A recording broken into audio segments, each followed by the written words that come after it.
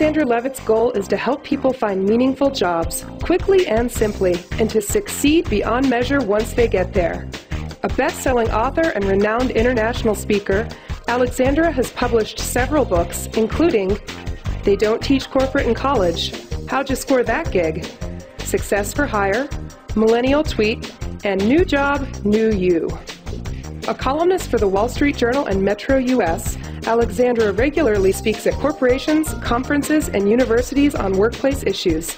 In addition to sharing concrete strategies that listeners can employ tomorrow, Alexandra peppers her remarks with real-life anecdotes from her 10 years in the corporate world. Alexandra is a member of the Business Roundtable's Springboard Project, which is advising the Obama administration on workforce trends. She is a frequent national media spokesperson and has been featured in thousands of outlets, including ABC News, The New York Times, USA Today, and National Public Radio.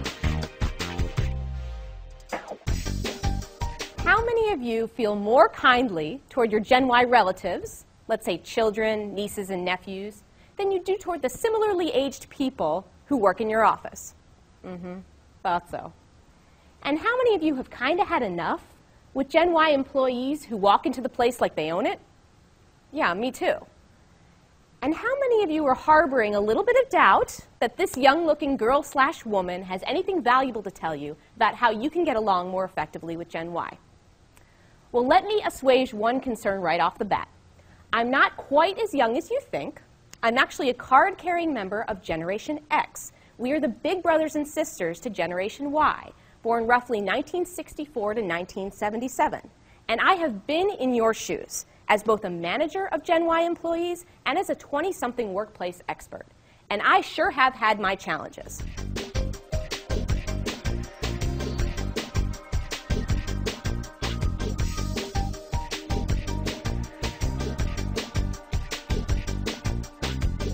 So what makes Gen Y different? Well, let's start with their sheer size. How many of you thought the boomer generation was the biggest? Okay, I see a bunch of hands. Actually, it's not true. Gen Y has surpassed the baby boomers as the largest generation in American history. There are between 75 and 80 million Gen Yers in the United States right now, and the majority of them will be in the workforce within the next 10 years. So what does this look like? Well, I was actually working with a Fortune 500 food manufacturer this year, and he told me, the CEO, that in the year 2008, the average age of their engineers was about 57 years old. And he estimated that by 2015, the average age of their engineers would be 27 years old. 57 to 27 in a matter of a couple of years. How's that for a transfer of power?